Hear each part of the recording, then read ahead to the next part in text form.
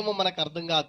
వాళ్ళు ఈ లోకాన్ని విడిచిపెళ్ళిన తర్వాత వాళ్ళ ప్రేమ వాళ్ళలా ప్రేమించే వాళ్ళు, వాళ్ళలా అర్థం చేసుకునే వాళ్ళు, వాళ్ళలా సహకరించే వాళ్ళు, వాళ్ళలా తోడుగా ఉండేవారు ఈ లోకంలో ఎవరుండరు. వాళ్ళలాగా ఎవరు నిన్ను ప్రేమించరు. నువ్వు తప్పు చేస్తే నా కొడుకు చేయలే అంటారు, నువ్వు తప్పు చేస్తే నా బిడ్డ చేయలే అంటారు, నువ్వు మోసం చేస్తే నువ్వు మోసం చేయలే అంటారు. అందుకోసమే యేసయ్య తన ఇంటి వారిని అంతం వరకు ప్రేమించాడు. ఆమేన్ చెప్దామా? ఆమేన్ హల్లెలూయా. బయటలను ప్రేమించడం కాదు. బయటలను ఎవడైనా ప్రేమిస్తాడు.